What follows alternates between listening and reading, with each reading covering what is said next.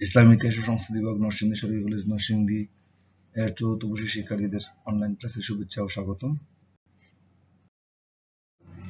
আমি মোহাম্মদ নজিবুল্লাহ সাকি, প্রভাষক, ইসলামী ইতিহাস ও সংস্কৃতি বিভাগ নরসিংদী সরকারি কলেজ নরসিংদী। চতুর্থ বর্ষের যে কোর্সটি নিয়ে আমি আলোচনা করছি সেটি হচ্ছে ভারতে মুসলিম প্রশাসন ব্যবস্থার ইতিহাস, সুলতানি ও মুঘল আমল। সুলতানি আমলে ইতিপূর্বে 4টি ক্লাস হয়েছে, আজকে পঞ্চম ক্লাস নিয়ে আলোচনা। আজকের বিষয়টা হচ্ছে দিল্লি সুলতানদের বিচার ব্যবস্থা। দিল্লি সুলতানদের সময়কালীন বিচার ব্যবস্থা কেমন ছিল, এই আনুষঙ্গিক বিষয়গুলো নিয়ে আমরা কথা বলবো। সমসাময়িক মুসলিম বিশ্বের অন্যান্য শাসকদের মতো দিল্লি সুলতানগণ রাষ্ট্রীয় সুষ্ঠু বিচার ব্যবস্থা প্রবর্তনে অত্যন্ত আগ্রহী ছিলেন। ইসলাম ন্যায় বিচার প্রবর্তনে শাসকের পক্ষে কর্তব্যের শামিল বলে আখ্যায়িত করেছে। ন্যায় বিচারের মাধ্যমে রাষ্ট্র জীবন হতে অন্যায় ও বিচার দূরীভূত করে শান্তি এবং সমৃদ্ধির পথ প্রশস্ত করা একটি বড় বিষয় ছিল। কোনো কোনো সুলতান নিরপেক্ষ বিচার ব্যবস্থা প্রবর্তনে রাষ্ট্র জীবনের প্রধান উদ্দেশ্য বলে মনে করতেন। সুলতান ফিরোজ শাহ তুগলক তো নিজেই বলেছেন, সাম্রাজ্যের সর্বত্র ন্যায় বিচার প্রবর্তনে তার সমুদয় প্রচেষ্টা নিয়োজিত রয়েছে। আইনের প্রতি সুলতানগণ এত বেশি আগ্রহী ছিলেন যে তারা বিচারে উচ্চ নিচ, ধনী দরিদ্র, আত্মীয় অনাত্মীয়ের মধ্যে কোনরূপ পার্থক্য করতেন না। কোনো কোনো সুলতান তো নিজেই ন্যায় বিচারের মহান আদর্শ স্থাপন করে গিয়েছেন। যেমন আমরা মোহাম্মদ বিন তুগলককে সাধারণ আসামি হিসাবে একাধিকবার কাজীর আদালতে উপস্থিত হয়ে কাজীর রায় বিনা দ্বিধায় মেনে নিয়েছেন, এটা একটা বড় দৃষ্টান্ত। সুলতান ফিরোজ শাহ খুনের অপরাধে তার কোনো এক ব্যক্তিকে মৃত্যুদণ্ড দণ্ডিত করতেও ইতস্তত করেননি। সুতরাং ন্যায় বিচারের প্রতি তারা অত্যন্ত শ্রদ্ধাবোধ ছিল, এটা আমরা দেখতে পাই। আর এটা কিভাবে দেখতে পাই বা এটার বিস্তারিত বিষয়গুলো কি, সেই বিষয়গুলো নিয়ে আজকে আমরা দিল্লি সুলতানদের বিচার ব্যবস্থা সেটা আলোচনা করব। বিচার ব্যবস্থার ভিত্তি ছিল দুটি, একটা হচ্ছে মুসলিম আইনে যেখানে নিরপেক্ষ বিচার এবং ন্যায় বিচারের কথা বলা হয়েছে মুসলিম আইনে। সুতরাং ইসলামের আইনের মূল ভিত্তি হচ্ছে ধর্মীয় আইন এবং এই ধর্মীয় আইন অনুসারেই মুসলিম বিচার ব্যবস্থা প্রতিষ্ঠিত ছিল। আর মুসলমানদের ক্ষেত্রে মুসলিম আইন, এই দুটি ভাবেই বিচার কার্য পরিচালিত হতো। সুলতানের বিষয়টা হচ্ছে রাষ্ট্রপ্রধান হিসেবে সুলতান ছিলেন সর্বোচ্চ বিচারপতি। তিনি ছিলেন বিচারের শেষ উৎস। সবলের অত্যাচারের বিরুদ্ধে দুর্বলের অধিকার সংরক্ষণ করেছিল তার কর্তব্য। রাষ্ট্রের যে কোনো অত্যাচারিত ব্যক্তি সুলতানের নিকট তার অভিযোগ পেশ করতে এবং তার প্রতিকারের আশা করতে পারত। ইবনে বতুতা একটি ঘটনা উল্লেখ করেন, সেটা হচ্ছে যে সুলতান ইলতুৎমিশের রাজদরবারে একটা শিকল ঘন্টার কথা বলা হয়েছে, যেটা হলো অত্যাচারিত ব্যক্তি এই শিকল টেনে সুলতানকে সে অভিহিত করতে পারতেন। সুতরাং এই যে সুলতানের যে বিষয়, সুলতানের যে ন্যায় বিচারের প্রতীক, এই বিষয়টা থেকে এটা কিন্তু একটা সুস্পষ্ট বিষয় হয়। তাছাড়া দেওয়ানি মাজালিম একটা কোর্ট ছিল, এই দেওয়ানি মাজালিম কোর্টে সুলতান বসতেন, যেখানে বিষয়টা নিয়ে পরে দেওয়ানি মাজালিম সম্পর্কে আরো পরে আলোচনা করব। কিন্তু এই কোর্টে বসতেন এবং এই কোর্টে তিনি বসে তিনি বিচার কার্য পরিচালনা করতেন। কোনো কোনো সুলতান কোনো এক এক সময় বসতেন, যেমন আমরা মোহাম্মদ বিন তুগলকের ক্ষেত্রে আমরা পাই তিনি মাজালিম কোর্টে সোমবার এবং বৃহস্পতিবার বসতেন। কখনো কখনো দেখা যাচ্ছে যে সুলতান না বসলেও তার প্রতিনিধি এই মাজালিম কোর্টে বসে বিচার কার্য পরিচালনা করতেন। এখন হচ্ছে যে দেওয়ানি মাজালিম জিনিসটা বলা হয়েছে, বিষয়টা আসছে দেওয়ানি মাজালিমটা কেমন। আব্বাসীয় খিলাফতে এরকম একটা বিষয় ছিল এবং এটা রাষ্ট্রের একটা সর্বোচ্চ আদালত। এখানে মূলত হচ্ছে যে সরকারি কর্মচারী যারা আছে তাদের বিরুদ্ধে যদি কোনো অভিযোগ আসে, যেমন তারা অত্যাচার করেছে, দুর্নীতি করেছে, ক্ষমতার অপব্যবহার করেছে, এই ধরনের কোনো বিষয় যখন আসে তখন অর্থাৎ ক্ষমতার অপব্যবহার, সরকারি কর্মকর্তারা যাদের যে নির্দিষ্ট দায়িত্ব, এই নির্দিষ্ট দায়িত্বের বাইরে যদি কোনোভাবে ক্ষমতার অপব্যবহার করে তখন সেই মাজালিম কোর্টে এটার বিচার কার্য হতো। এবং এটার বিস্তারিত আমরা মাজালিম কোর্টের বিস্তারিত বিবরণ আমরা সুবা উল আশা যে গ্রন্থটা, যেটা কাল কাসান্দি রচনা করেছেন, সেই গ্রন্থে আমরা এটা বিস্তারিত বর্ণনা আমরা পাই। এবং সুলতান যখন এই দেওয়ানি মাজালিমে বসতেন তখন তার দেহরক্ষী এবং উচ্চপদস্থ সরকারি কর্মচারী দ্বারা তিনি পরিবেষ্টিত হয়ে তিনি এই মাদালিম কোর্টে তিনি বসতেন। রাষ্ট্রের প্রধান বিচারপতি সুলতানকে এই ধর্মীয় আইন সংক্রান্ত উপদেশ দেওয়ার জন্য তার পাশে আরো অনেকেই আসন গ্রহণ করতেন। আমরা দেখি সুলতান সিকান্দার লোদির শাসনকালে দেখছি আমরা যে তিনি বসতেন না, তার উজির যিনি ছিলেন তিনি কি করতেন, মাদালিম কোর্টের সভাপতিত্ব করতেন এবং রাষ্ট্রের যে এই প্রধান বিচারপতি 12 জন বিশিষ্ট আইন বিশেষজ্ঞ প্রাপ্ত হয়ে উজির বিচার কার্য পরিচালনা করতেন। অর্থাৎ উজির যখন বিচার কার্য পরিচালনা করতেন তখনও তিনি রাষ্ট্রের 12 জন বিশিষ্ট আইন বিশেষজ্ঞ নিয়েই কিন্তু তিনি বসতেন এবং এটা শাসন কার্য পরিচালনা করতেন। এবং আমরা এই সুলতানি আমলে আমরা দেখতে পাই মাদালিম বিচার কার্য পরিচালনা করার জন্য প্রাদেশিক গভর্নর এবং তাকে সহায়তা করার জন্য প্রাদেশিক কাজী, প্রাদেশিক সচিব তারা উপস্থিত থাকতেন, তারাও এই কার্যটা সম্পাদন করতেন। যেমনটি আমরা বলছিলাম যে মোহাম্মদ বিন তুগলক শুরুতে করছেন, আর সিকান্দার লোদির ক্ষেত্রে আমরা বলতেছি যে যিনি উজির সভাপতিত্ব করতেন, তবে তিনি উপস্থিত থাকতেন না এমন নয়, উজির সভাপতিত্ব করতেন, কখনো কখনো তিনি উপস্থিত থাকতেন এবং কখনো কখনো তিনি অনুপস্থিত থাকতেন। যাই হোক, সংক্ষেপে জিনিসটা হচ্ছে মাদালিম দেওয়ান বা মাদালিম যে কোর্ট, এই মাদালিম কোর্টের মাধ্যমে মূলত যে বিষয়টা প্রতিষ্ঠিত করতে চাওয়া হচ্ছিল সেটা হচ্ছে সরকারি কর্মকর্তা কর্মচারীরা যেন তাদের কাজ নির্বিঘ্নে করতে পারে এবং সাধারণ জনগণ যদি তাদের কোনোভাবে নির্যাতিত হয় কোনো দ্বারা, তখন তারা সরাসরি যেন সুলতানের কাছে এসে অভিযোগ করতে পারে এবং সুলতান এটার বিচার ব্যবস্থা সম্পাদন করতেন। আমিরি দাদ এটা একটা গুরুত্বপূর্ণ একটা পদ। আমরা যে জিনিসটা দেখতে পাই সুলতান আমলে বিচার ব্যবস্থার সাথে আমিরি দাদের এটা আমিরি দাদবেগ নামেও পরিচিত ছিলেন এই বিচার ব্যবস্থায়। সুলতানি আমলে বিচার ব্যবস্থায় এই ধরনের একটা পদ আমরা দেখতে পাই। সেটা দেখা যাচ্ছে যে সুলতানের অনুপস্থিতিতে, সুলতান যেহেতু আমরা বলছি রাষ্ট্রের প্রধান বিচারপতি, প্রধান বিচার কার্য পরিচালনার ক্ষেত্রে প্রধান সিদ্ধান্তকারী, সেই জন্য দেখা যাচ্ছে যে তিনি যখন রাষ্ট্রের বিভিন্ন কাজে যখন ব্যস্ত থাকতেন তখন বা সকল ক্ষেত্রে তার পক্ষে উপস্থিত থেকে বিচার কার্য পরিচালনা করাটা একটা কষ্টসাধ্য একটা বিষয় ছিল। সেই জন্য সুলতানের অনুপস্থিতিতে আমিরি দাদ বা দাদবেগ নামে একজন উচ্চ ক্ষমতা সম্পন্ন কর্মচারী বিচার কার্য পরিচালনা করতেন এবং তিনি সুলতানের অনুপস্থিতিতেও প্রশাসনিক দায়িত্ব পালন করতেন। এবং এই যে মাজালিম বিচার ব্যবস্থা, একটু আগে আমরা বলেছিলাম মাজালিম বিচার ব্যবস্থা, এই মাজালিম বিচার ব্যবস্থায়ও তিনি কিন্তু গুরুত্বপূর্ণ ভূমিকা পালন করতেন এবং সুলতানের অনুপস্থিতিতে তিনি মাজালিম কোর্টও পরিচালনা করতে পারতেন। তো সাধারণত দেখা যাচ্ছে যে একজন উচ্চশিক্ষিত এবং সৎ এবং উচ্চ বংশীয় বা উচ্চ বংশোদ্ভূত কোনো ব্যক্তিকে এই আমিরি দাদ পদে তাকে অধিষ্ঠিত করা হতো এবং তিনি একজন ওই তখনকার সময় সুলতানি আমলের যে সুলতানি রাজদরবার, এই রাজদরবার তিনি একজন প্রভাবশালী আমতো বা প্রভাবশালী একজন মন্ত্রী বলা যেতে পারে ব্যক্তি ছিলেন এবং তিনি তাকে সেজন্য উচ্চ বেতনও দেওয়া হতো। যেমন আমরা মোহাম্মদ বিন তুগলকের সময়কালে আমরা পাই যে আমিরি দাদকে বছরে 50,000 টাকা বেতন দেওয়া হতো। তাছাড়া সৈন্যবাহিনীতে এবং প্রাদেশিক বিচার ব্যবস্থায়ও আমিরি দাদ সাহায্যকারী নিযুক্ত থাকতেন। দেখা যাচ্ছে যে সৈন্যবাহিনীতে যদি কোনো ধরনের সমস্যা হতো বা বিচার ব্যবস্থার ক্ষেত্রে বা প্রদেশে যদি হতো তবে সেটাও তিনি কি করতেন, পরিচালনা করতেন। তাছাড়া আমরা দেখছি যে বিচারকের আদালতের যে প্রশাসনিক ব্যবস্থায় আমিরি দাদের যথেষ্ট ক্ষমতা ছিল, এই সংক্রান্ত বিষয়ে তিনি প্রভাব বিস্তার করতে পারতেন। বিচারের রায় কার্যকর করা, বিচারকের রায়ে কোনো ভুল ত্রুটি যদি থাকে তাহলে তিনি কিন্তু দৃষ্টি আকর্ষণ করতে পারতেন। আবারও বলে নিচ্ছি, তিনি দৃষ্টি আকর্ষণ করতে পারতেন মানেন হচ্ছে সুলতান দৃষ্টি আকর্ষণ করতেন, কারণ তিনি হচ্ছে সুলতানের অনুপস্থিতিতে তিনি দায়িত্বগুলো পালন করতেছেন। অর্থাৎ তিনি সুলতানের হয়ে, যেহেতু তিনি রাষ্ট্রের প্রধান বিচারপতি, সুলতান যেহেতু রাষ্ট্রের প্রধান বিচারপতি এবং আমির দাদ যেহেতু সুলতানের হয়ে কাজ করেন, সেজন্য তিনি কিন্তু এই যে কোনো আদালতের যে ভুল ত্রুটিগুলা, সেই ভুল ত্রুটিগুলো কিন্তু ধরে দিতে পারতেন আর দৃষ্টি আকর্ষণ করতেন, রায় যেন রিভিউ করে বা পুনর্বিবেচনা করে সেই বিষয়গুলো তিনি আলোচনায় আনতে পারতেন। অর্থাৎ উচ্চ আদালতে পর্যন্ত পুনর্বিবেচনার জন্য এবং কার্যকর করতে বিলম্ব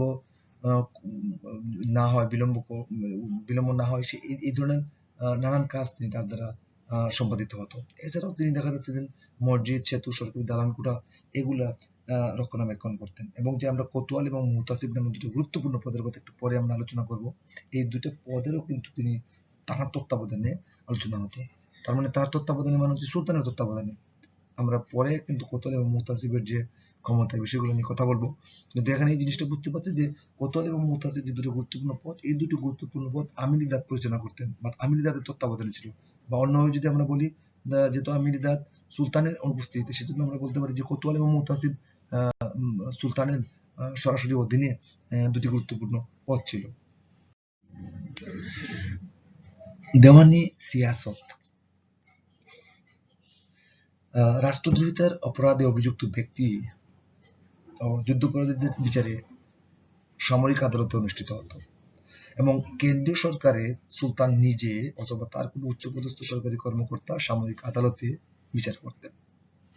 প্রদেশে প্রাদেশিক শাসনকর্তা প্রাদেশিক যুদ্ধবন্দী এবং সামরিক আইনে অভিযুক্ত ব্যক্তিদের বিচার কার্য সম্পন্ন করতেন।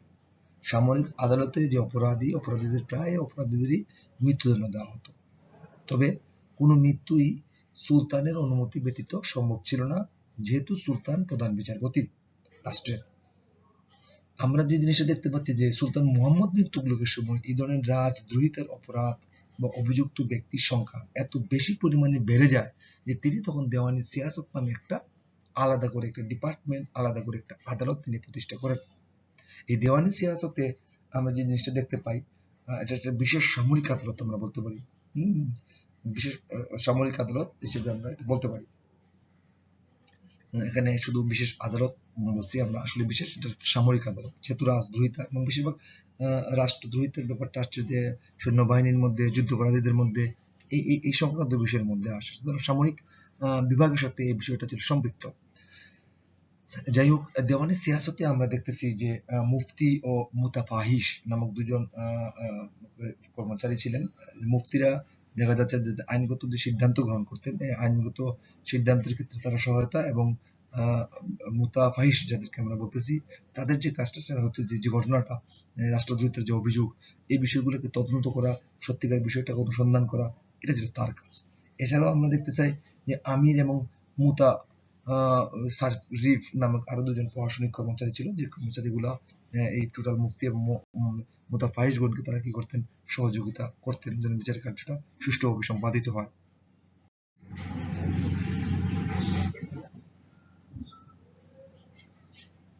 দেওয়ানি মাজালিম ও দেওয়ানি সিয়াসত।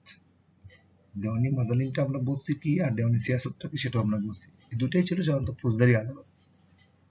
আর দেওয়ানি কাজা, এটা ছিল হচ্ছে দিওয়ানি অপরাধ। এবং দেওয়ানি কাজার যিনি প্রধান, তাকে আমরা বলতেছি যে কাজী মুমালিক।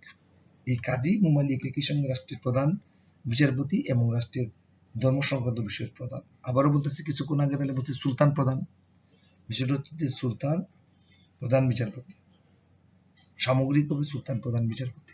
কিন্তু ডিপার্টমেন্ট, বিচার ব্যবস্থার যে ডিপার্টমেন্ট, ওই ডিপার্টমেন্টের প্রধান যিনি হচ্ছেন, তিনি হচ্ছেন প্রধান বিচারপতি। বাংলাদেশের পার্সপেক্টিভে যদি আমরা চিন্তা করি, তাহলে দেখো যে জিনিসটা সেটা হচ্ছে যে বাংলাদেশের যে সর্বোচ্চ বিচার আদালত সুপ্রিম কোর্ট, এখানে কিন্তু একজন প্রধান বিচারপতি আছেন। আবার আমরা দেখি যে যখন কোনো মৃত্যুদণ্ড কার্যকর করা হয়, তো তখন আমরা দেখা যাচ্ছে যে প্রেসিডেন্ট সেটা অনুমোদন দেন। এই বিষয়টা সেখানে তাই। এখানে প্রেসিডেন্টের যে ভূমিকাটা, সেই ভূমিকাটা আমরা পাচ্ছি সুলতানদের ক্ষেত্রে। আর বাংলাদেশের যে সুপ্রিম কোর্ট, হাইকোর্টের যিনি প্রধান বিচারপতি, তার যে ভূমিকাটা, সেই ভূমিকাটা আমরা দেওয়ানি কাজার ক্ষেত্রে আমরা পাচ্ছি। সুতরাং দেওয়ানি কাজাকে যদি আমরা বলি রাষ্ট্রের প্রধান বিচারপতি এবং রাষ্ট্রের ধর্ম সংক্রান্ত বিষয়ের প্রধান, তাহলে বুঝতে হবে যে যে ডিপার্টমেন্ট, যে বিচার বিভাগের ডিপার্টমেন্ট, বা যদি আমরা বলি যে বিচার ব্যবস্থার যে আদালত, এই আদালতের ক্ষেত্রে তিনি প্রধান বিচারপতি।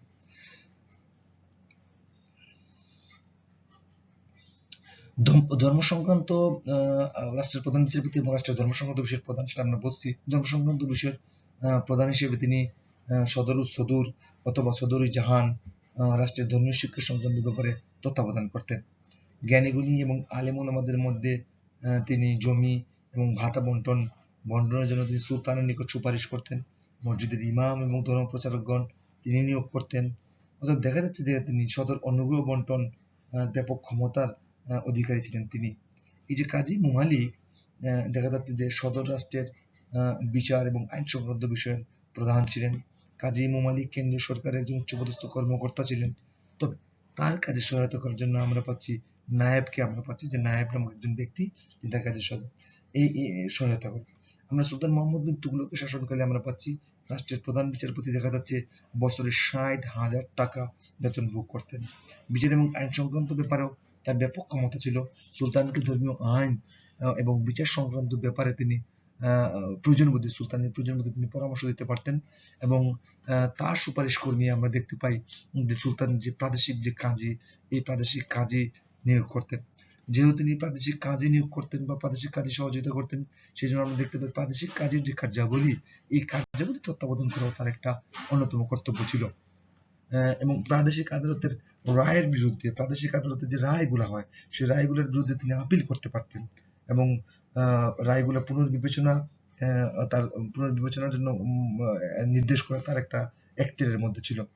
আমরা সুলতান মোহাম্মদ বিন তুগলকের পর্যন্ত যে রাষ্ট্রের প্রধান বিচারপতি যারা ছিলেন, তার রাজধানীর দিল্লির বিচারকের দায়িত্ব পালন করতেন, এরকমটা আমরা দেখে আসি। কিন্তু মোহাম্মদ বিন তুগলক আবার দেখা যাচ্ছে যে দিল্লির জন্য আবার পৃথক কাজীও নিয়োগ করতেন। তিনি মরক্কো দেশীয় পর্যটক ইবনে বতুতাকে রাজধানী দিল্লির প্রধান কাজী তিনি নিযুক্ত করেছিলেন, এবং এই জন্য তিনি বছরে 12,000 টাকা তিনি বেতনও প্রদান করতেন। অর্থাৎ দিল্লির বিচার ব্যবস্থাটা, অর্থাৎ রাজধানীর বিচার ব্যবস্থার সাথে তিনি শুধু সম্পৃক্ত ছিলেন। তিনি রাজধানী যে দিল্লির আমরা কথা বলছি, দিল্লির বিচারক এবং রাষ্ট্রের একজন অতি সম্মানিত কর্মচারী হিসেবে গণ্য ছিলেন। মোহাম্মদ বিন তুগলক দিল্লির বিচারক ইবনে বতুতাকে অত্যন্ত সম্মানের চোখে দেখতেন বলে আমরা বিভিন্ন ঐতিহাসিকদের বিবরণী থেকে আমরা পেয়ে থাকি। প্রাদেশিক বিচার ব্যবস্থা প্রধান বিচারপতির অধীনে প্রত্যেক প্রদেশে প্রাদেশিক বিচার ব্যবস্থা পরিচালনা করতেন। অর্থাৎ প্রধান বিচারপতির অধীনে প্রত্যেক প্রদেশে প্রাদেশিক কাজী, যেরকম আমরা একটু আগে বলছি যে নিয়োগ হতো, তেমনি ভাবে তিনি আমার এগুলোকে তত্ত্বাবধান করতেন, বা তাদের কাজ তিনি সঠিকভাবে পরিচালিত হচ্ছে কিনা সেই জিনিসগুলো পর্যবেক্ষণ করতেন।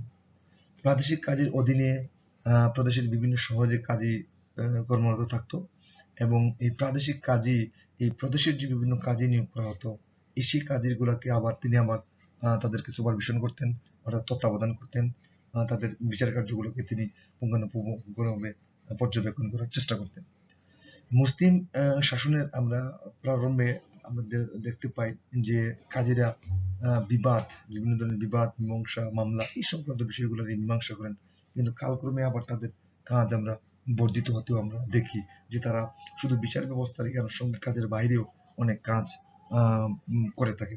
সেটা নিয়ে আমরা আলাদা একটা পয়েন্ট আলোচনা করব।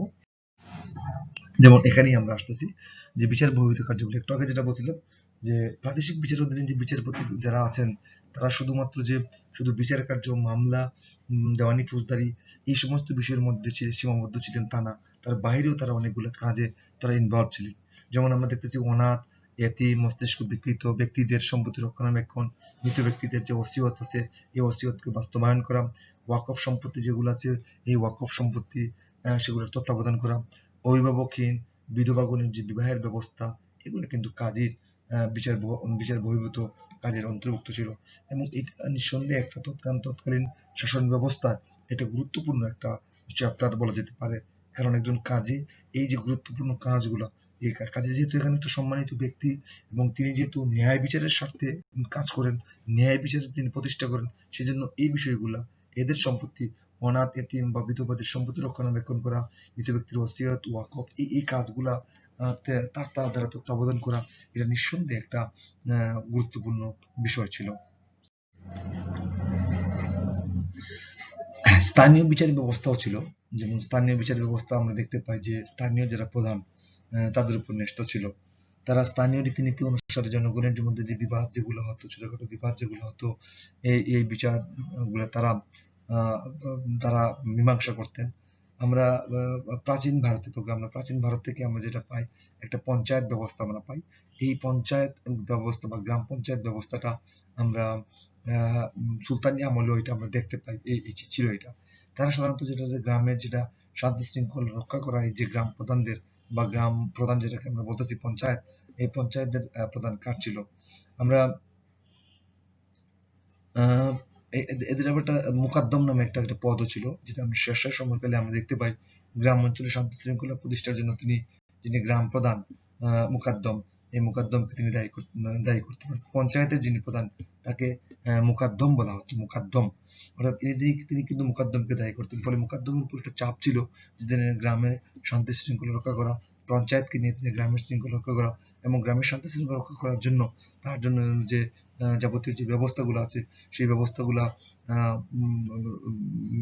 পরিপালন করা তার একটা অন্যতম কর্তব্য।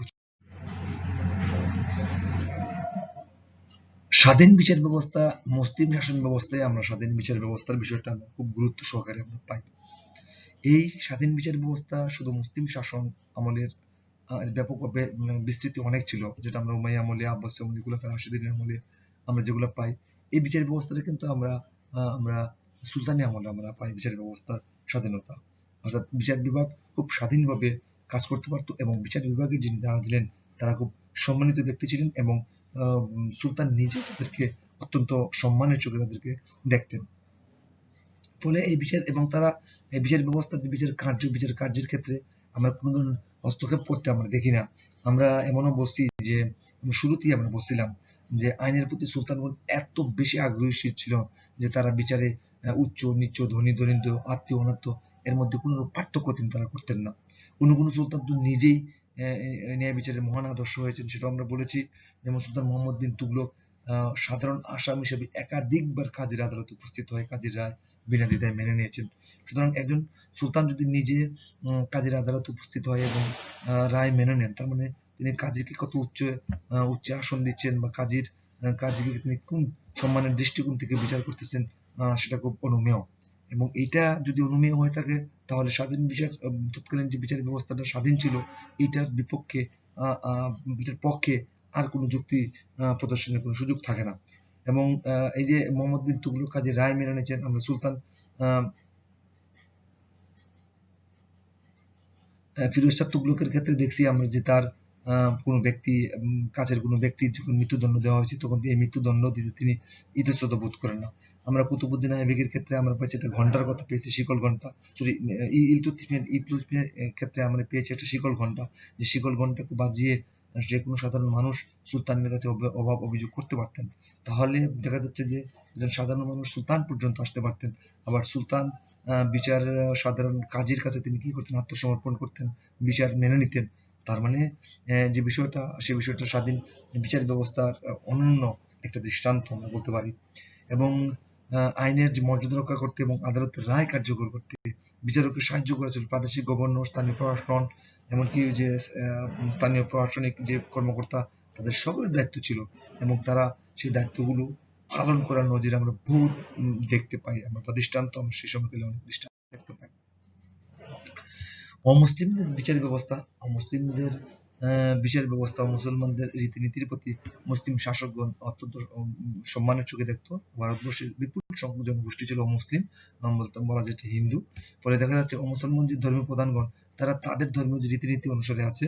আমরা আগেই শুরুতে আমরা বলছি যে বিচার ব্যবস্থার ভিত্তি হচ্ছে ধর্মীয় অনুশাসন। সুতরাং ধর্মীয় অনুশাসন মুসলমানদের জন্য মুসলিম আইন এবং অমুসলমানদের জন্য অমুসলিম আইন। সেই জন্য অমুসলমান যে ধর্মীয় প্রধানগণ তারা তাদের ধর্মীয় রীতিনীতি অনুসারে বিচার কার্য পরিচালনা করতেন। তবে ফৌজদারি অপরাধের ক্ষেত্রে যদি দেখা যাচ্ছে যে দুই ধর্মের, অর্থাৎ একজন মুসলিম একজন অমুসলিমান বা একজন মুসলিম ও মুসলিম তাদের মধ্যে যখন কোনো ধরনের বিবাদ, পক্ষ বিপক্ষ হয় বা বাদী বিবাদী হয়, তখন সেক্ষেত্রে দেখা যাচ্ছে এই আদালতটা ইসলামী আইন অনুসারে মুসলিম বিচারকের আদালতে হতো, অর্থাৎ সেটা অমুসলমান বিচারকের অধীনে হতো না। অর্থাৎ অমুসলমান বিচারকরা যে বিচার কার্য পরিচালনা করতেন সেটা হচ্ছে অমুসলমানদের মধ্যে যদি কোনো দ্বন্দ্ব, বিবাদ, সংঘাত এগুলো যদি সংঘটিত হয়ে থাকে বা এ সংক্রান্ত বিষয় যদি হয়ে থাকে, তখন মুসলমান বিচারকরা সেই বিচার কার্য পরিচালনা করতেন। কিন্তু মুসলিম যদি বিচার কার্য হয়ে থাকে সেক্ষেত্রে সাধারণত ইসলামী আইন অনুসারে ইসলামী আদালতে সেই জিনিসটা বিচারটা সম্পাদিত হতো। শাস্তির বিধান তখন ছিল খুবই নিষ্ঠুর এবং প্রতিহিংসামূলক। আমরা রাজদ্রোহিতার জন্য মৃত্যুদণ্ডে দণ্ডিত করা, এই জিনিসটা আমরা আগে বলেছি, এখনো বলতেছি। এবং তাদের মৃত্যুরা ফাঁসির কাস্টে ঝুলিয়ে বা অঙ্গচ্ছেদ করে এই ধরনের নিষ্ঠুরভাবে দেওয়া হতো, অর্থাৎ যেন এই জিনিসটার এই ধরনের অপরাধটা যেন পরবর্তীতে না হয় সেই জন্য এই জিনিসগুলো দেওয়া হয়েছে। কোনো কোনো সময় অপরাধীকে আমরা আগুনে নিক্ষেপ করতে আমরা দেখেছি, আধুনিক যুগে যেটা আমরা মানবাধিকার লঙ্ঘন আমরা বলে থাকি। অপরাধীকে অপরাধ স্বীকার করতে বাধ্য করার জন্য তাদের উপর বল প্রয়োগ করা হয়েছে, শারীরিক অত্যাচার করা হয়েছে।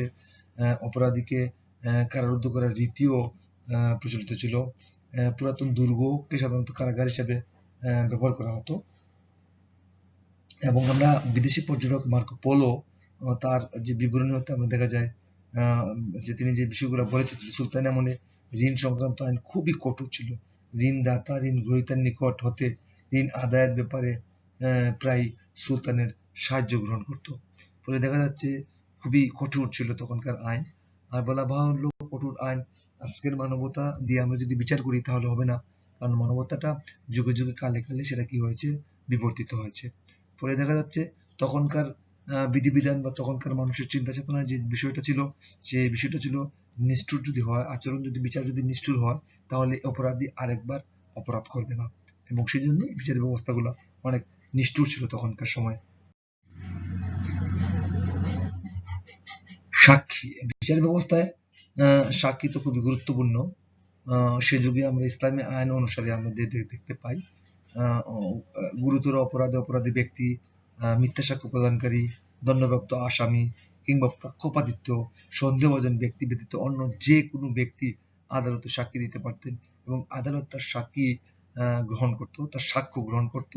এবং এক্ষেত্রে কোনো ধরনের প্রতিহিংসামূলক আচরণ আমরা সুলতানি আমলে বিচার ব্যবস্থায় আমরা দেখতে পাই না। এবং সাক্ষীকে অবশ্যই মানে সম্মানের চোখে দেখা হতো এবং সম্মানীয় ভাবে তিনি তার বক্তব্য তিনি আদালতে উপস্থাপন করতে পারতেন। গুরুত্বপূর্ণ দুটি পদের কথা আগে আমরা বলেছিলাম, যে একটা হলো কোতোয়াল এবং একটা হচ্ছে মুতাসিব, যারা আমির দাদের অধীনে, অর্থাৎ আমরা বলতেছিলাম যে তারা আমির দাদের অধীনে, মানে হচ্ছে তারা সুলতানের অধীনে, তারা সুলতানের অধীনে তারা কাজ করতেন। কোতোয়ালের কাজটা কি ছিল? কোতোয়াল সাধারণত নাগরিক জীবনের যে শান্তি শৃঙ্খলা প্রতিষ্ঠা করা, শান্তি বারান তালিবাস সবার কথা একটু ভুল হয়ে গেছে, যাই নাগরিক জীবনের শান্তি শৃঙ্খলা প্রতিষ্ঠা করেছিল কোতোয়াল এবং তার পুলিশ বাহিনীর কর্তব্য। বলা যেতে পারে কোতোয়াল যে শব্দটা সেটা আসলে পুলিশ প্রধান, তখনকার সময়ের বিচার ব্যবস্থা কোতোয়াল শব্দটা মনে ছিল পুলিশ প্রধান। এবং এই বিচার ব্যবস্থার সাথে এই কোতোয়াল কোনো না কোনো ভাবে জড়িত ছিলেন। যেটা আমরা আরব খিলাফতে আমরা যেটা পুলিশ প্রধান হিসেবে আমরা সাহিব আল সুলতান নাম আমরা পাই, কিন্তু দিল্লি সুলতানদের শাসনকালে আমরা পুলিশ প্রধান হিসেবে আমরা কোতোয়ালকে আমরা পাই। সর্বপ্রকার অপরাধমূলক যে তৎপরতা, এটা দমন করে নাগরিক জীবনে শান্তি শৃঙ্খলা প্রতিষ্ঠা করা ছিল কোতোয়াল এবং তার পুলিশ বাহিনীর অন্যতম প্রধান কর্তব্য। সাম্রাজ্যের প্রত্যেক শহরে কোতোয়াল এবং পুলিশ বাহিনী নিযুক্ত থাকতো। কোতোয়াল ও বেসামরিক কর্মকর্তা হলেও কোনো কোনো লেখক কোতোয়ালকে সামরিক কর্মকর্তা হিসেবে উল্লেখ করেছেন। বাস্তবিক অর্থে আমরা বিশ্লেষণ করে কোতোয়ালকে আমরা একটা বেসামরিক কর্মকর্তা হিসেবেই আমরা পাই। কোতোয়াল যে পুলিশ বাহিনী রাত্রিকালে শহরে পাহারায় নিযুক্ত থাকতো এবং রাস্তাঘাটে যে নিরাপত্তা, এই নিরাপত্তা বজায় তারা রাখতো। শহরের শান্তি শৃঙ্খলা প্রতিষ্ঠায় কোতোয়াল জনসাধারণের সহযোগিতা গ্রহণ করতেন। শহরের প্রত্যেক অঞ্চলে তিনি একজন নেতৃত্বস্থানীয় ব্যক্তিকে সেই অঞ্চলের শান্তি শৃঙ্খলা রক্ষার দায়িত্ব প্রদান করতেন। তিনি শহরের প্রতিটি অঞ্চলে জনগণের তালিকা প্রণয়ন করে তাদের কার্যকলাপ জীবিকার উপায় সম্বন্ধে অবহিত হতেন। তিনি শহরের প্রত্যেক নবাগত ব্যক্তি এবং বিদায়ী ব্যক্তির খোঁজ খবর রাখেন।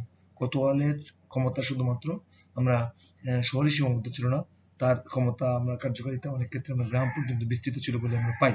তিনি গ্রাম প্রধানদের সহযোগিতায় অপরাধ প্রবণতা দমন করতেন এবং কখনো কখনো তিনি তাৎক্ষণিক ফৌজদারি অপরাধের বিচারে কত সাধারণত চিরাচরিত রীতি অনুসরণ করে তাৎক্ষণিক বিচার দিতেন। অর্থাৎ ফৌজদারি যে অপরাধের ক্ষেত্রে যে চিরাচরিত রীতি অনুসরণ করে তার একটা ক্ষমতা ছিল, এই ক্ষমতা বা বলয়ের মধ্যে তিনি তাৎক্ষণিক কি করতেন, শাস্তি প্রদান করতে পারতেন। এগুলো সাধারণত কাজটা করে থাকে, কিন্তু পরিস্থিতির বিবেচনায় তিনি কখনো কখনো করতে পারতেন, এবং যেটা আমরা ম্যাজিস্ট্রেট ভ্রাম্যমাণ আদালতের মাধ্যমে যে কাজটা করতে পারতেন সেম কাজটা। সেজন্য আধুনিককালীন ম্যাজিস্ট্রেটদের সাথে তাদের কিছুটা তুলনা করা হচ্ছে, যে যখন তারা অভিযান পরিচালনা করে কোনো বিশেষ উদ্দেশ্যে, তখন কোনো অপরাধীর অপরাধ চিহ্নিত হলে সেটাকে তাৎক্ষণিকভাবে তিনি কি করতে পারতেন, বিচারের আওতায় আনতে পারতেন। মুহতাসিব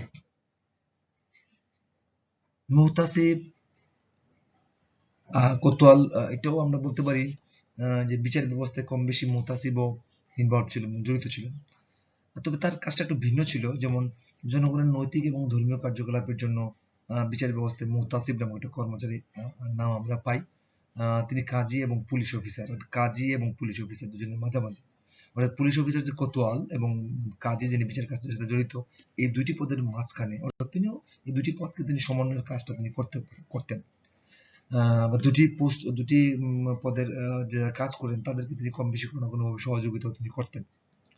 যাই হোক, কিছু কিছু কার্যাবলী কাজের কার্যাবলীর অনুরূপ, আবার কিছু কিছু কার্যাবলী পুলিশ অফিসারের অনুরূপ।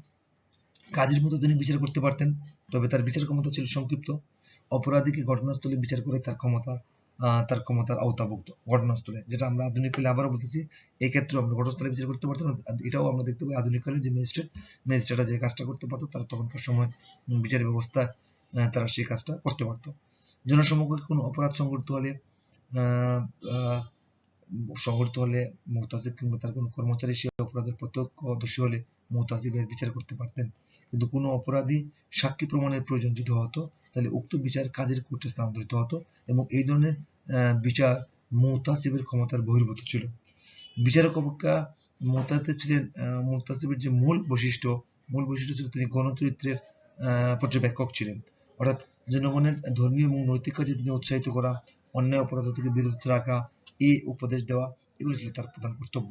সব প্রকারের সামাজিক যে অসাধুতা, ব্যবসা বাণিজ্যের প্রতারণা, ধর্মবিরোধী কার্যকলাপ, এগুলো প্রতিরোধ করা তার কর্তব্য ছিল। তাছাড়া যেমনটা আমরা আরো বলতে পারি, যেমন জুয়া খেলা, মদ খাওয়া, অবৈধ বিবাহ, অশালীন কার্যকলাপ, এগুলো তিনি বন্ধ করতেন, বন্ধ করার পরামর্শ দিতেন, কার্যকরী ব্যবস্থা নিতেন। জুয়ারি এবং মদখোর যারা আছে তাদেরকে তিনি প্রকাশ্যে বেত্রাঘাত করতেন। কোনো প্রকার মাদক দ্রব্য যাতে প্রকাশ্যে তৈরি এবং বিক্রয় না করে সেই বিষয়ে তিনি সতর্ক দৃষ্টি রাখতেন। দাসদাসী এবং মৃত্যুদের উপর সমাজ যেন অমানুষিক অত্যাচার করতে না পারে, অবিচার করতে না পারে, সেই বিষয়গুলো মুতাসিব লক্ষ্য রাখতেন। গৃহপালিত পশুর উপর অত্যধিক বোঝা চাপিয়ে যেন না দেয় এবং ক্ষমতার বাইরে কাজ করতে না দেওয়া, সেগুলো মুতাসিবের কর্তব্য ছিল। এখানে খেয়াল করতে হবে, এই কাজগুলো মূলত আমরা আধুনিক কালে যে মানবাধিকার বলি, এগুলোর ক্ষেত্রে কিন্তু অনেক কিছু এখানে চলে আসতেছে, যেগুলো আমরা সুলতানি আমল পরবর্তীকালে আমরা পাই নাই। যেমন গৃহপালিত পশুর উপর অত্যধিক বোঝা চাপিয়ে দেওয়া, ক্ষমতার বাইরে যেন একজন পশুকে দিয়ে কাজ না করানো হয়, পরিত্যক্ত যে শিশুগুলোকে লালন পালনের ব্যবস্থা করা তার কর্তব্য ছিল। স্কুলের শিক্ষকগণ যেন ছাত্রছাত্রীদের উপর নিষ্ঠুর আচরণ না করে, যদি নিষ্ঠুর আচরণ করতো তাহলে মুতাসিবের শিক্ষকদেরকে ভর্ৎসনা করতেন। এগুলা কিন্তু আধুনিক রাষ্ট্র ব্যবস্থায় এগুলা আমরা দেখতে পাই। আর সুলতানি আমলেও কিন্তু এই জিনিসগুলোর চিত্র আমরা পাচ্ছি। আবার দেখা যাচ্ছে জনগণের সুবিধার জন্য তিনি শহরে পানীয় জল সরবরাহ করতেন। শহরের প্রাচীন এবং সরকারি যে দালানকোঠা, এই দালানকোঠা যেন রক্ষণাবেক্ষণ হয়, দালানকোঠাকে যেন সাধারণ মানুষজন ক্ষতিগ্রস্ত না করে, সেই বিষয়গুলো সম্পর্কে জনগণের মধ্যে বোধোদয় জাগ্রত করাটা তার অন্যতম কাজ ছিল। এছাড়া রাস্তাঘাটের উন্নয়ন বিধান করা, রাস্তাঘাটের আলো সরবরাহ করা, হাট বাজার, হাসপাতাল, সরাইখানা রক্ষণাবেক্ষণ করা, জনস্বাস্থ্যের উন্নতির সর্বপ্রকার ব্যবস্থা গ্রহণ করা প্রভৃতি, যে এই সমস্ত জনকল্যাণমূলক কাজ, এই জনকল্যাণমূলক কাজগুলো তার উপর অর্পিত ছিল। অর্থাৎ প্রকৃতপক্ষে যে পৌর জীবনের যে সুখ সুবিধা অনেকটা তার উপর নির্ভর করতেন এবং তিনি এই দায়িত্বগুলো ভালো করে দেখভাল করতেন। আরো কিছু দায়িত্ব আছে, যে দায়িত্বগুলো হচ্ছে যে মুতাসিবের, সেগুলো হচ্ছে ইসলাম ধর্মের ঐক্য ও পবিত্রতা রক্ষা করা। মুতাসিবের আরেকটা দায়িত্ব ছিল। এটা পুরোপুরি ভাবে আগের যেগুলো বলেছি সেগুলো হচ্ছে সামাজিক ক্ষেত্রে যে বিষয়গুলো, এখন যে বিষয়গুলো বলছি পুরোপুরি ধর্মীয় বিষয়গুলো। আর ধর্মীয় বিষয় কি? ইসলাম ধর্মের ঐক্য পবিত্রতা রক্ষা করা মুতাসিবের আরেকটা কাজ। ইসলাম ধর্মের প্রচারকারী, ইসলাম আইনের ব্যাখ্যাকারী প্রধানগণ তাদের প্রচারণা এবং ব্যাখ্যায় যদি কোনো প্রকার অনিসলামিক রীতিনীতির প্রতারণা করেন, তাহলে সেই বিষয়গুলো তিনি অত্যন্ত সতর্কভাবে দৃষ্টি রাখতেন এবং বিশ্লেষণ করতেন। শুক্রবারের মসজিদের নামাজে শরীক হওয়ার জন্য তিনি মুসলমানদেরকে উৎসাহিত করতেন। রমজানের পবিত্রতা যেন রক্ষা করা হয়, সবাই যেন রমজানের পবিত্রতার দিকে নজর রাখেন, সেই বিষয়গুলোকে তিনি রক্ষা করতেন। এই শুধুমাত্র যে মুসলিম যে বিষয়গুলো তা না, অমুসলমানরা যেন ধর্মীয় কার্যকলাপে হস্তক্ষেপ করতেন না, অমুসলমানরা যেন তাদের ধর্মীয় কার্যকলাপ সঠিকভাবে দায়িত্ব পালন করতে পারেন, সেই বিষয়গুলো তিনি কি করতেন, তাদেরকে উৎসাহ প্রদান করতেন। তবে ইসলাম ধর্মের বিরুদ্ধে যদি কোনো মুসলমান অপপ্রচার করে, তখন তিনি তাদেরকে দমন করতেন এবং তাদেরকে তিনি দমন থাকতে তিনি তৎপর ছিলেন। অমুসলমানরা যাতে মুসলমানদের আলেম ওলামাদের নির্দিষ্ট পোশাক পরিধান করে তাদেরকে ব্যঙ্গ না করেন, সেই বিষয়গুলো তিনি দৃষ্টি রাখতেন। কিছু সামাজিক বিষয় বললাম, এখানে ধর্মীয় বিষয় বললাম, আরো বিষয় আছে মুতাসিফের, যেমনটা আমরা এখন বর্তমানকালে আমরা এই আধুনিককালে ইদানিংকালে আমরা যখন পেঁয়াজের মূল্য বাজারে বৃদ্ধি পেয়ে গেল, তখন কিন্তু আমরা দেখতেছি যে হাট বাজারে ভোক্তা অধিকার সংরক্ষণ অধিদপ্তরের কর্মচারীরা বাজার পরিদর্শন করতেছেন এবং বাজার পরিদর্শন এবং মূল্য নির্ধারণ এবং তারা দেখার চেষ্টা করতেছেন যে পেঁয়াজের একজন আমদানিকারক কি দামে পেঁয়াজ আমদানি করছে এবং কি দামে বিক্রি করতেছে, তার রসিদের মধ্যে পূর্বের কি দাম উল্লেখ করা আছে এবং তিনি কি দামে মূল্য করতেন। অর্থাৎ এখানে কোনো ধরনের কালোবাজারি হচ্ছে কিনা এই বিষয়গুলো তিনি তত্ত্বাবধান করতেন। মুহতাসিবের কিন্তু আরেকটা কাজ কিন্তু এটাই ছিল যে ভোক্তা অধিকার সংরক্ষণের যে কাজগুলো হতো, সেই কাজগুলো কিন্তু মুহতাসিবের আরেকটা কাজ ছিল। জনস্বার্থ রক্ষাকারী হিসাবে তিনি হাট বাজার পরিদর্শন করতেন, ওজন ও মাপ পরীক্ষা করতেন, যেসব ব্যবসায়ী ভেজাল খাদ্য বিক্রি করতে ত্রুটিপূর্ণ দাঁড়িপাল্লা ব্যবহার করত, তিনি তাদেরকে শাস্তি প্রদান করতেন। সুলতানি আমলে বাজার তত্ত্বাবধানের ভার অবশ্যই মুহতাসিব অপেক্ষা মানে নিম্নপদস্থ কর্মচারী, যাকে রইস বলা হচ্ছে, তার উপর ন্যস্ত করা হচ্ছে। রইস উৎপাদনকারী ক্রেতা ও বিক্রেতার স্বার্থের প্রতি লক্ষ্য রেখে বাজারে জিনিসপত্রের মূল্য নির্ধারণ করতেন।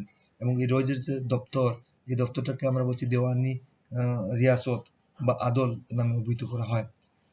সুলতানের সালতানাতের প্রারম্ভ হতেই এই দেওয়ানি রিয়াসত এটা এই ডিপার্টমেন্টটা ছিল। বাজারে নিত্য প্রয়োজনীয় দ্রব্যাদির মূল্য নিয়ন্ত্রণে এই দেওয়ানি রিয়াসত কার্যকরী ছিল, যেটা এই দেওয়ানি রিয়াসতের কার্যকরিতা আমরা আধুনিককালে আমরা যে বাংলাদেশে যেটা আমরা বলবো ভুক্ত অধিকার সংরক্ষণ যে অধিদপ্তর, এই অধিদপ্তরের সাথে আমরা এটা তুলনা করতেছি। আবারও বলতেছি, দেওয়ানি রিয়াসত এই ডিপার্টমেন্টটাকে আধুনিককালে আমরা ভোক্তা অধিকার সংরক্ষণ অধিদপ্তরের সাথে তুলনা করতেছি। বাংলাদেশে কিন্তু ভোক্তা অধিকার সংরক্ষণ অধিদপ্তরটা কিন্তু খুব বেশি দিন হয় নাই যেটা প্রতিষ্ঠিত হয়েছে, কিন্তু আমরা সেই সময় অর্থাৎ সুলতানি আমলে এই ধরনের একটা ডিপার্টমেন্ট আমরা পাই, যে ডিপার্টমেন্টগুলো বাজার পরিদর্শনের কাজে নিয়োজিত। সুলতান আলাউদ্দিন খিলজির দ্রব্যমূল্য নিয়ন্ত্রণ ব্যবস্থার সাফল্যের কথা যেটা আমরা বলি, এই সাফল্যের পশ্চাতে কিন্তু এই বিভাগের গুরুত্বপূর্ণ ভূমিকা আমরা পাই। এছাড়া আমরা দেখতে পাই সৈয়দ লোধ সুশাসন আমলেও এই বিভাগ চালু ছিল।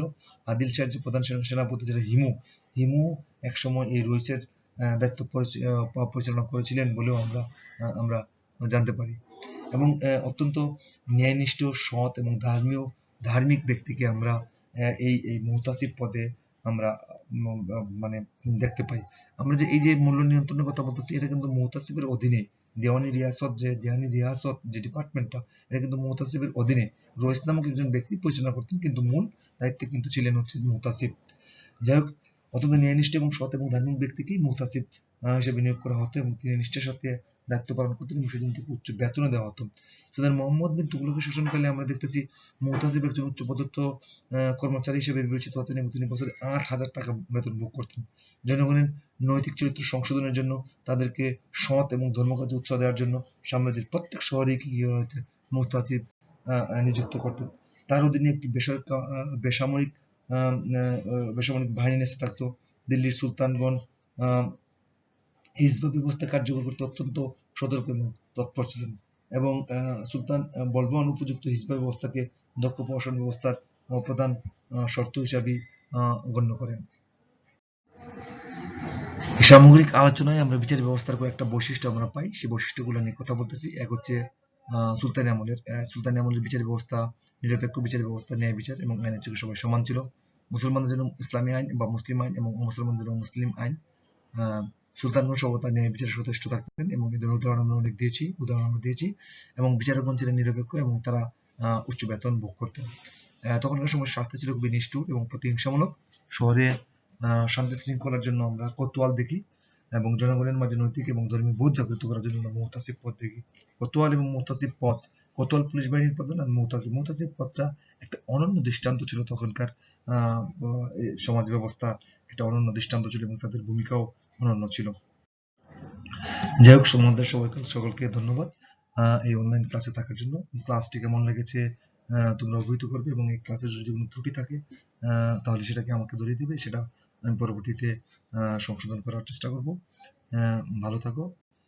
নিরাপদ দূরত্ব বজায় রাখবে, সুস্থ থাকবে। ধন্যবাদ সকলকে।